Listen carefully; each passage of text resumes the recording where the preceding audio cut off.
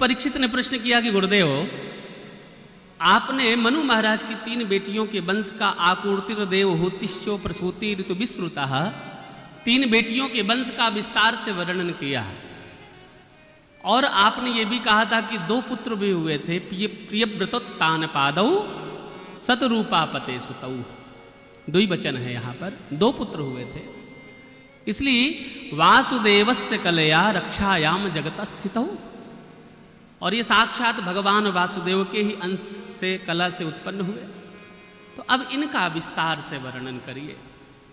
तब श्री सुखदेव जी महाराज ने कहा कि देखो, 3 बेटियों के वंश के विस्तार के बाद में उत्तानपाद और प्रियव्रत, वैसे तो बड़े पुत्र हैं मनु महाराज के प्रियव्रत, लेकिन छोटे पुत्र के वंश से विस्तार का वर्णन किया, यानी उत्तानपाद के वंश का वर्णन किया। ये कथा आप लोगों ने कई बार सुनी है। उत्तानपाद का अर्थ होता उत ऊर्धौ पादौ यस्य सह उत्तानपादः। उत्तानपाद का अर्थ होता है कि माँ के गर्भ में, यानी सरल भाषा में ये कहा जाए कि जिसके पैर ऊपर और सिर नीचे, वही उत्तानपाद है। तो बताइए, माँ के गर्भ में प्रत्येक जीव कैसे टंगता है? साइंस तो यही कहती है कि भैया बालक जब माँ के गर्भ में जाता है तो 9 महीने उल्टा टंगता है। और महाराज, तो जीव ही उत्तानपाद है। उत्तानपाद राजा की 2 पत्नियां, एक का नाम सुरुचि है और दूसरे का नाम सुनीति है। सुरुचि का अर्थ होता है कि अपनी रुचि के अनुसार जीवन को जीने वाले को सुरुचि कहते हैं, और शास्त्र की नीति अनुसार जीवन जीने का नाम है सुनीति। सुष्टिर नीतिर यस्य सह सुनीति, जो शास्त्र की नीति के अनुसार जीवन जिए उसका नाम सुनीति है। तो जब सुनीति और सुरुचि नाम की 2 पत्नियां हैं उत्तानपाद राजा की, और सुनीति के यहाँ पर बालक ने जन्म लिया जिनका नाम पड़ा ध्रुव, और सुरुचि के यहाँ पर बालक ने जन्म लिया उसका नाम पड़ा उत्तम।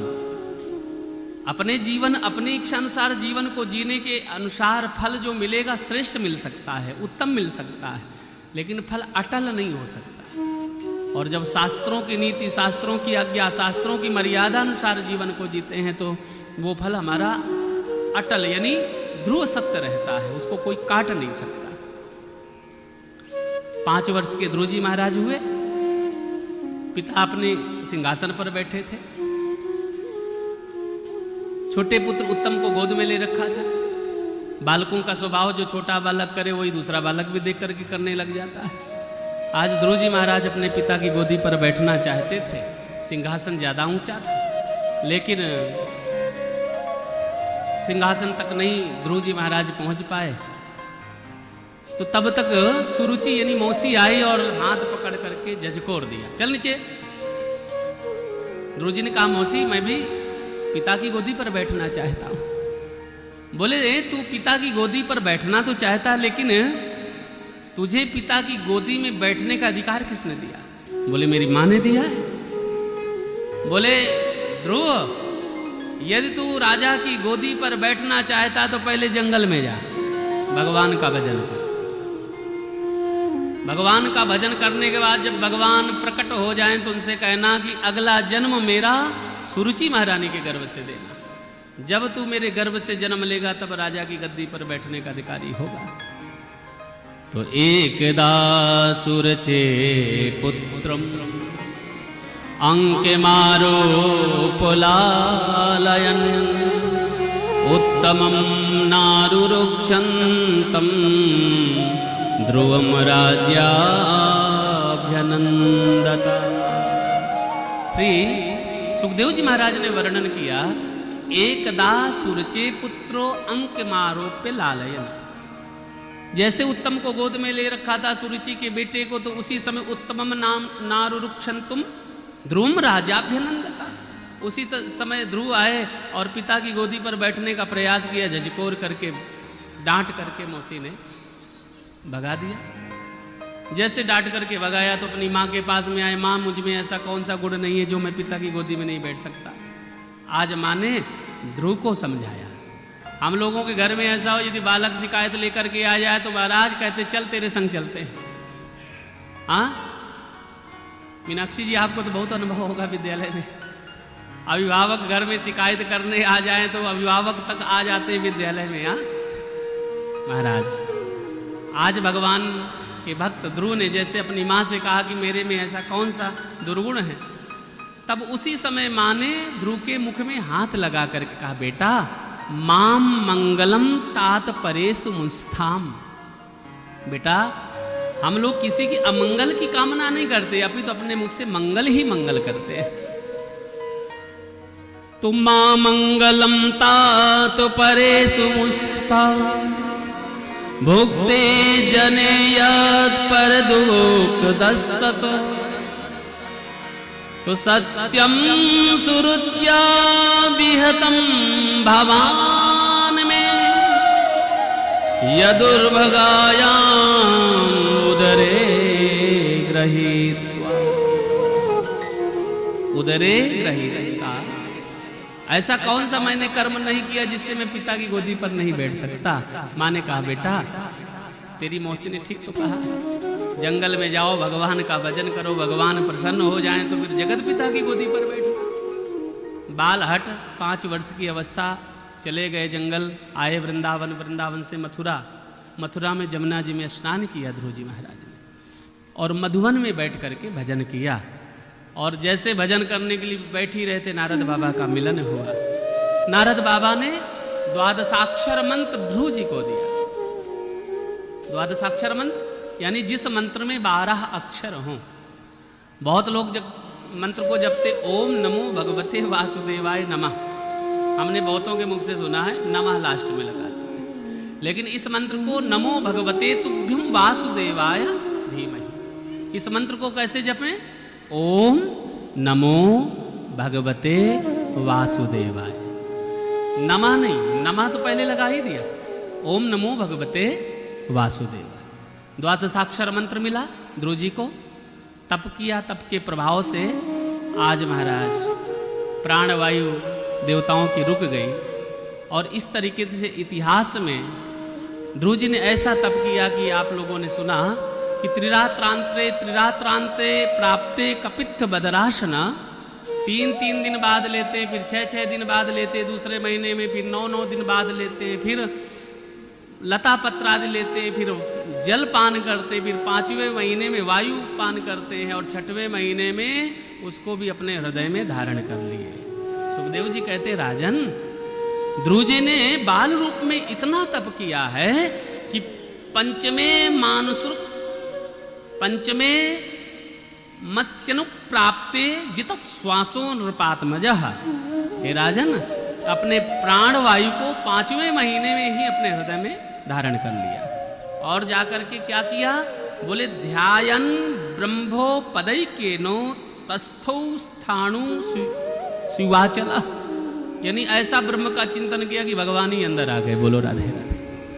आंख बंद है, भगवान चतुर्भुज रूप से हृदय में ध्रुव जी के अंदर विराजमान हो गए।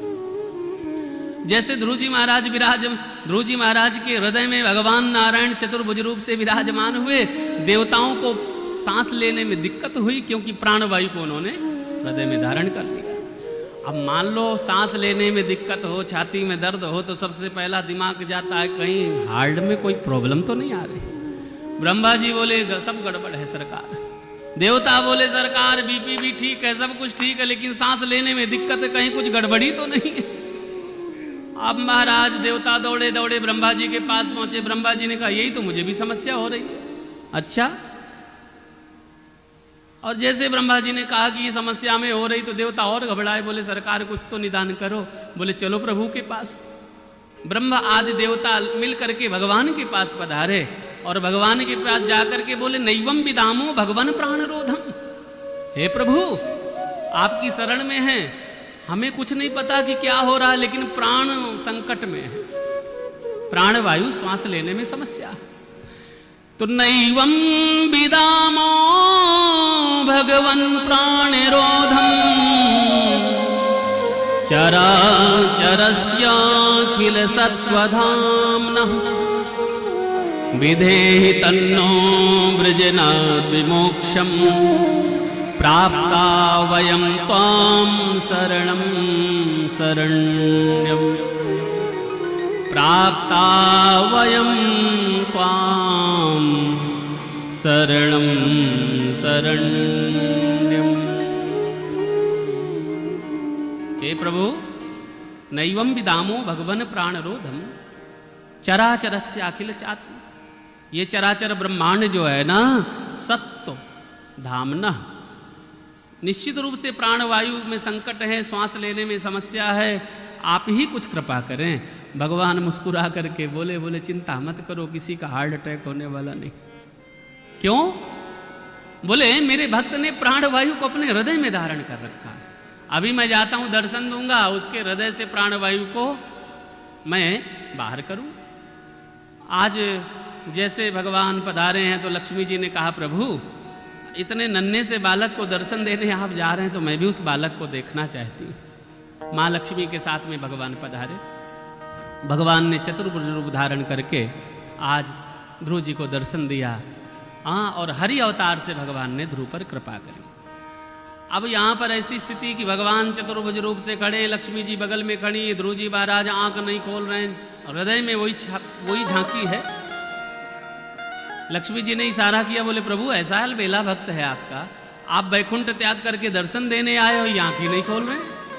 भगवान समझ गए, बोले अंदर भी तो मेरी छवि उसने बिठा रखी है। इसलिए भगवान ने धीरे धीरे करके अंदर मन से उस छवि को निकाला। और जैसे महाराज उस छवि को निकाला ना, तो जैसे अंतर छवि को निकाला तो ध्रुव जी महाराज घबरा करके आंखों को खोलते हैं ना, और जैसे आंखों को खोलते तो सन्मुख हरि रूप से भगवान प्रकट हैं। बोलिए हरि भगवान की जय हो। इसलिए भगवान श्री हरि रूप से प्रकट हुए। भक्त वत्सल मेरे गोविंद कृपा करने के लिए पधारे हैं। और ध्रुव जी महाराज ने यानी ओंठ फड़फड़ा रहे हैं। लक्ष्मी जी देख रही हैं, क्योंकि किसी विद्यालय में गए नहीं थे, गुरु जी मिले थे नारद जी ने, तो नारद जी ने मंत्र दिया था जप करने के लिए। ये बात तो पूछना भूल ही गए थे कि जब भगवान प्रकट होंगे तो उनकी स्वागत कैसे करना।